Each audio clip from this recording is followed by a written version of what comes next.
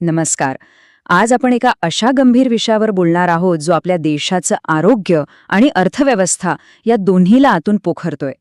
हे संकट आहे गुटखा आणि तंबाखूच्या व्यसनाचं, जे हळूहळू पण नक्कीच सगळीकडे पसरत चाललंय. चला, एका साध्या प्रश्नाने सुरुवात करूया. कधी विचार केलाय का की भारतातील कुटुंब आपला सगळ्यात जास्त पैसा नेमका कशावर खर्च करत असतील? मुलांच्या शिक्षणावर, दवाखान्यावर?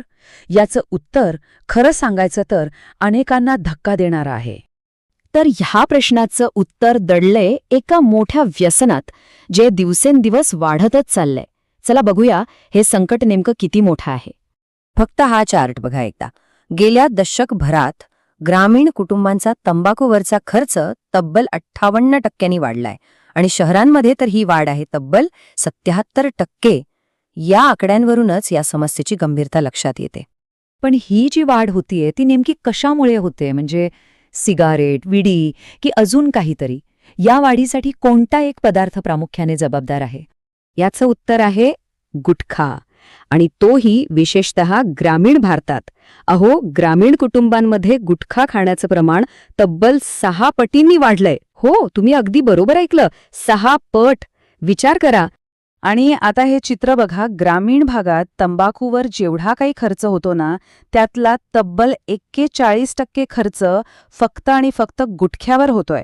यावरूनच लक्षात येतं की गुटख्याने ग्रामीण भागाला किती घट्ट विळखा घातलाय. तर मग प्रश्न असा येतो की ह्या संकटाचा सर्वाधिक फटका बसतोय तरी कोणाला आणि कुठे? याचं केंद्रस्थान कोणतं आहे? या समस्येचा केंद्रबिंदू आहे आपला मध्य भारत. म्हणजे मध्य प्रदेश, उत्तर प्रदेश, बिहार, राजस्थान आणि छत्तीसगड. ही राज्य अक्षरशः गुटखा सेवनाच्या विळख्यात अडकली आहेत.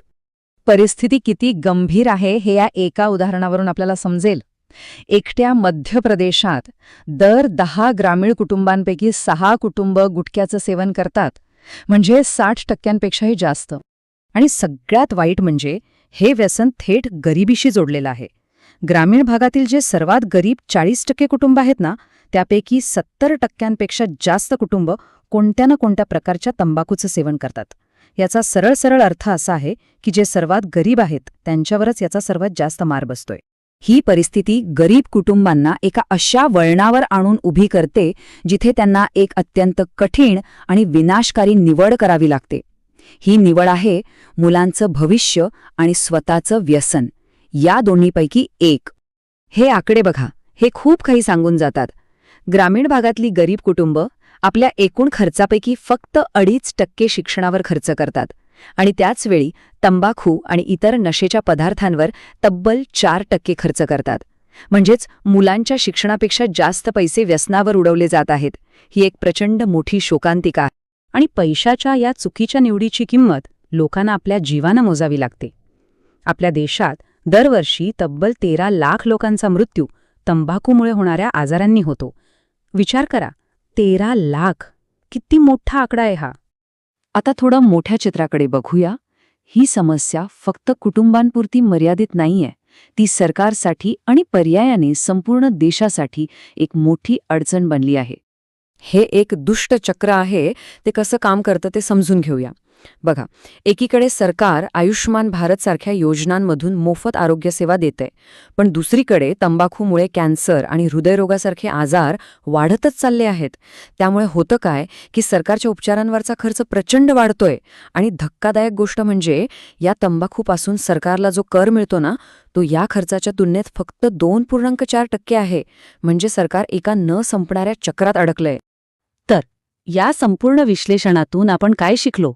याचा मुख्य संदेश काय आहे? थोडक्यात सांगायचं झालं तर देशातील गरीब जनता गुटख्याच्या व्यसनाच्या जाळ्यात पूर्णपणे अडकत चालली आहे. त्यामुळे आजारपण आणि आरोग्य सेवेवरचा खर्च हे दोन्ही वाढत आहे. आणि सगळ्यात वाईट म्हणजे मुलांच्या शिक्षणावर खर्च होणारा पैसा व्यसनापायी वाया जातोय आणि त्यांचं भविष्य अंधारात जात आहे. आणि म्हणून शेवटी हा एकच प्रश्न उरतो जो विचार करायला लावणार आहे. गुटख्याच्या या विळख्यामुळे एक राष्ट्र म्हणून आपण आपलं आरोग्य आणि आपली संपत्ती हे दोन्ही गमावत आहोत का? विचार नक्की करा.